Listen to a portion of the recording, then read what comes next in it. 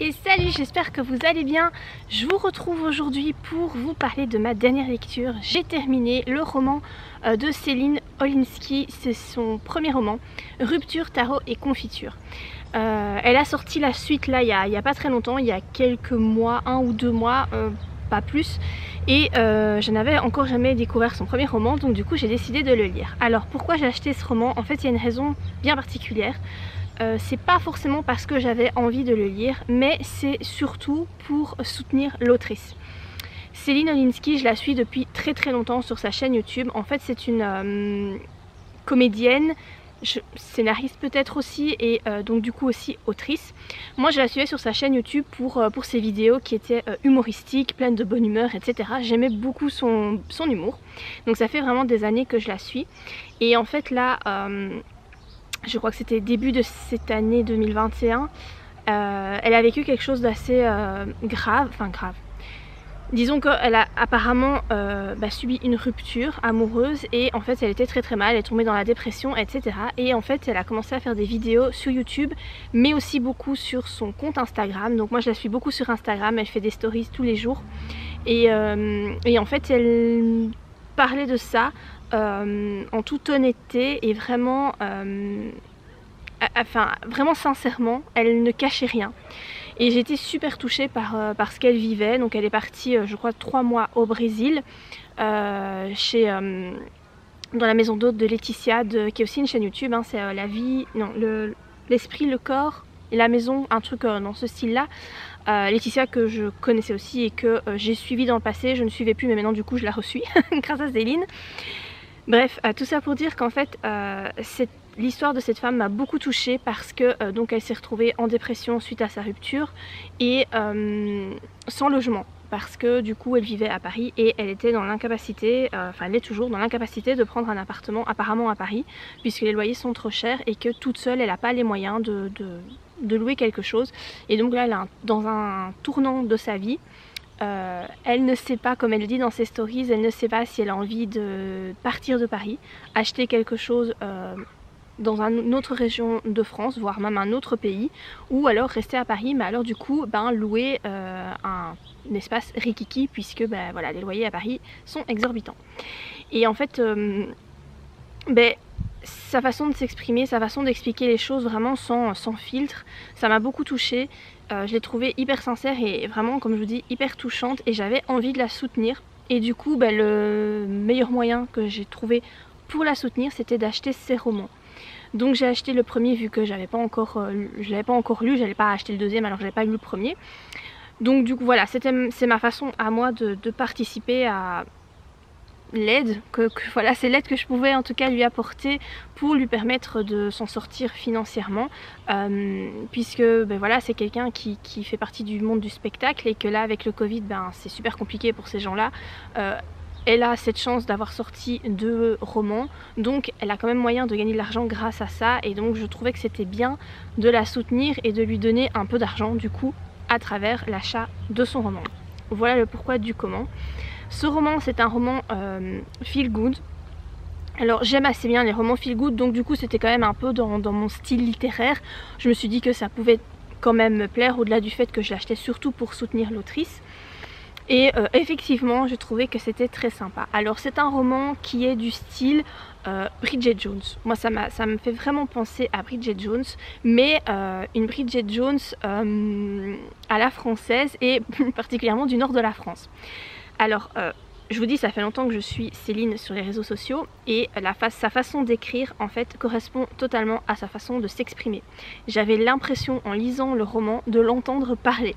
Du coup voilà, j'ai trouvé ça sympa puisque je vous dis, moi j'aime bien Céline, j'aime bien son humour, etc. Donc c'est un roman qui est rempli de bonne humeur, rempli d'humour, de péripéties, dans tous les sens, puisque on suit en fait Camille qui justement vient de subir une rupture. Alors ce qui m'a fait sourire, c'est que ce roman a été écrit, je sais pas quand est-ce qu'elle l'a publié, je crois que c'était début 2020, un truc comme ça, et elle était toujours avec son mec à ce moment-là. Et en fait en lisant le roman je me suis dit mais en fait ce que Camille vit, Céline l'a vécu après avoir écrit son livre. Et je sais pas si elle s'est fait la réflexion à mon avis elle a dû s'être fait de la réflexion. Mais en plus l'héroïne Camille est en dépression quoi, vraiment elle le vit très très mal cette rupture et Céline a vécu la même chose mais après avoir écrit son roman, publié son roman. Je trouve ça assez dingue, je sais pas s'il faut y voir un signe ou quelque chose mais enfin voilà. C'est un roman qui est plein de bonne humeur. C'est le style de livre que vous pouvez lire vraiment genre en vacances, à la plage, à la piscine, un roman sans prise de tête où il faut pas trop réfléchir, vous lisez tout simplement, vous passez un bon moment, vous souriez, voire vous riez lors de certaines scènes. Voilà, c'est vraiment très divertissant et ça fait passer un bon moment. Donc voilà, moi c'est un roman que je peux conseiller à ceux qui apprécient le style feel good parce que c'est vraiment ça. C'est aussi un roman qui a des petites notes d'espoir hein, puisque voilà, ça reste du feel good, donc du coup c'est un peu dur au début parce que l'héroïne vit une rupture etc, c'est difficile pour elle, mais elle se reconstruit petit à petit au cours du roman et donc voilà, c'est assez sympa. Donc il y a le tome 2 là qui est paru cette année-ci, je vais sans doute l'acheter encore une fois, surtout pour soutenir l'autrice, peut-être voilà pour lire cet été quand il fera vraiment très très beau et que je pourrai m'allonger sur mon transat et le lire. Je sais que celui-ci, en tout cas le tome 1, je l'ai lu assez vite, hein, je crois qu'en 5 jours il était lu. Et voilà, si vous avez envie de soutenir cette autrice qui vit des trucs pas évidents depuis quelques mois et que voilà, vous avez envie de lire tout simplement un livre feel good qui est sympa à découvrir. Si vous avez aimé genre Bridget Jones, il y a des chances que vous appréciez aussi ce roman-là. Donc voilà pour cette histoire. Là j'ai enchaîné avec le roman Les Lendemains de Melissa d'Acosta, je crois que c'est ça son nom, celle qui a écrit Tout le bleu du ciel. Alors Tout le bleu du ciel c'était vraiment un gros coup de cœur pour moi, ça a été mon gros coup de cœur, en tout cas pour l'instant, en 2021 c'est mon méga coup de cœur 2021. Là voilà, je me suis dit que j'allais lire son deuxième roman, Les Lendemains c'est son deuxième roman, j'avais envie d'un livre rempli d'émotions. J'ai fait une pause dans la saga Les 7 sœurs, donc j'ai lu les 4 premiers tomes, il m'en reste 3 à lire. J'ai décidé de faire une pause parce que je me suis rendu compte que je commençais à être un peu lassée de la construction de l'histoire. Donc vous savez, une partie de l'histoire qui est au présent et puis une partie de l'histoire qui retourne dans le passé. Je commence à m'en lasser un peu après avoir enchaîné 4 tomes et vu que j'adore cette saga, j'ai pas envie de continuer à lire ces tomes-là en étant un peu déçue. Donc je me suis dit que j'allais faire une pause, lire autre chose et puis revenir à la saga plus tard.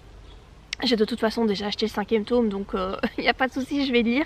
Mais voilà, là je me suis dit, j'ai lu un roman feel good qui m'a fait passer un bon moment. Maintenant j'ai envie de lire quelque chose qui va me procurer beaucoup d'émotions parce que Melissa d'Acosta a une façon d'écrire qui moi me touche énormément. C'est un peu comme Agnès Lédic, voilà, je suis super réceptive à sa plume, aux émotions qu'elle transmet. Moi ça me fait mal quoi. Donc du coup là je suis partie là-dessus et je constate encore une fois que le thème de la perte d'un enfant est au centre de l'histoire. C'est un peu comme dans Tout le bleu du ciel, ce thème là apparaît aussi et là on commence avec ça. Je me demande quand même si l'autrice n'a pas vécu quelque chose en rapport avec ça parce que ça a l'air d'être un thème important pour elle. J'ai aussi remarqué, je sais que Agnès Lédic qui retranscrit hyper bien les émotions, pour moi c'est l'autrice française qui retranscrit le mieux les émotions, c'est celle qui est la plus douée on va dire là-dedans, c'est mon modèle en tout cas pour moi par rapport à ça. Et je sais qu'elle a perdu aussi un enfant et en fait je me suis fait la réflexion que est-ce que pour parvenir à écrire en transmettant énormément d'émotions, est-ce que il faut pouvoir avoir vécu un traumatisme très grave et s'en être sorti? C'est la réflexion que je me suis faite. Je sais que Virginie Grimaldi me procure énormément d'émotions aussi et Virginie Grimaldi a également perdu un enfant. Elle a mis au monde un enfant mort-né. Et je trouve ça assez dingue que les 3 autrices françaises qui moi me remuent le plus de l'intérieur sont 3 autrices qui ont perdu toutes les 3 un enfant. Je sais pas s'il faut y voir un lien, mais je peux pas m'empêcher de me dire que pour parvenir à vraiment toucher les gens et à jouer avec les émotions, il faut pouvoir avoir vécu ce genre de de drame dans la vie et s'en être sorti comme on peut, parce que je pense qu'on guérit jamais vraiment de la perte d'un enfant. Et en fait du coup ce que je me suis dit c'est que comment est-ce que moi par exemple, autrice qui n'ai jamais vécu de drame, et je demande pas à en vivre hein, absolument pas, comment est-ce que je peux faire moi pour réussir à transmettre autant d'émotions que ces autrices là? Est-ce que je pourrais y arriver, moi qui n'ai jamais rien vécu de vraiment très très grave? Je sais pas ce que vous en pensez, si vous êtes auteur et que voilà, vous écrivez, vous essayez de faire transparaître de l'émotion dans vos écrits. Est-ce que vous avez déjà fait cette réflexion-là? Comment parvient-on à donner de l'émotion? Comment ça se fait que certains auteurs y parviennent aussi facilement? Alors je ne sais pas s'ils ont vraiment facile, mais en tout cas on a l'impression que ça va de soi. Quand vous lisez du Agnès Leydig, moi j'ai l'impression que les mots en fait, ça lui vient naturellement. C'est peut-être pas le cas, j'en sais trop rien, mais c'est l'impression qu'elle me donne. Et je me dis que toi, qui n'as rien vécu de forcément très dur dans ta vie, comment est-ce que tu peux faire pour réussir à avoir le même talent que ces autrices-là? Après, voilà, chaque auteur est différent, on a tous nos faiblesses, on a tous nos forces. Probablement que ces personnes-là, leur force, bah, c'est l'émotion, hein, voilà, parce que sans doute elles écrivent avec leur tripes ou elles plongent en elles dans la souffrance qu'elles ont rencontrée, je suppose. Et j'imagine que dans ces cas-là, ça doit pas être facile pour elles d'écrire, parce que quand tu vis vraiment l'émotion, quand tu écris, tu ressens l'émotion de ton héros.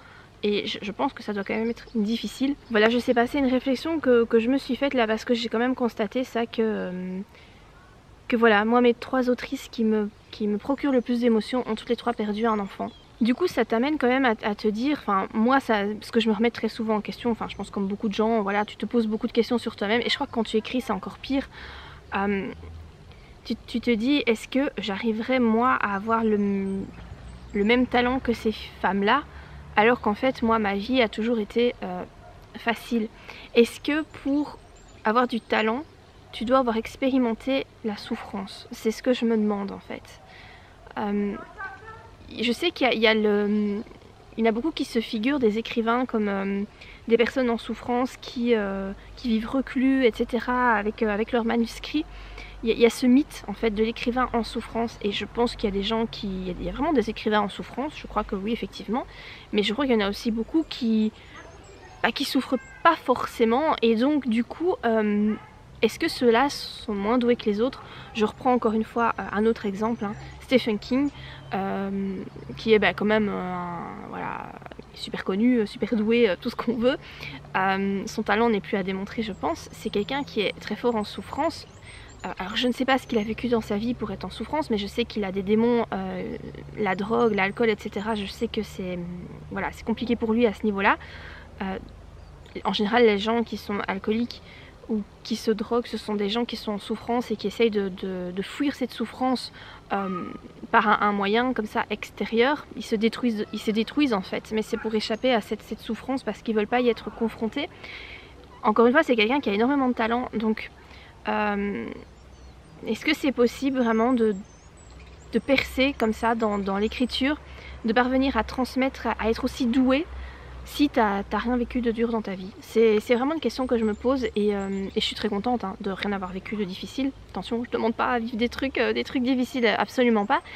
Mais je me dis, est-ce que moi j'arriverais à avoir autant de talent que ces personnes-là, alors qu'en fait ma vie comparée à certains est très facile et très belle. Voilà, c'était la réflexion qui clôturera cette vidéo. N'hésitez pas à me dire ce que vous en pensez en commentaire. Est-ce que vous avez déjà constaté la même chose que moi? Est-ce que justement vous trouvez que certains auteurs ont énormément de talent, alors que ces gens-là n'ont a priori rien vécu de dur? Après, c'est toujours difficile de savoir si un auteur a vécu des traumatismes ou pas, parce qu'en fait c'est pas le genre de truc dont les gens parlent facilement, à moins d'avoir une chaîne YouTube comme moi et d'expliquer, enfin de parler un peu de sa vie, de ses ressentis, etc. Voilà, personnellement, si vous lisez mes romans, sachez que moi, je n'ai jamais rien vécu de vraiment traumatisant. On a tous voilà, je pense qu'on expérimente tous à un moment donné la douleur, la souffrance, etc.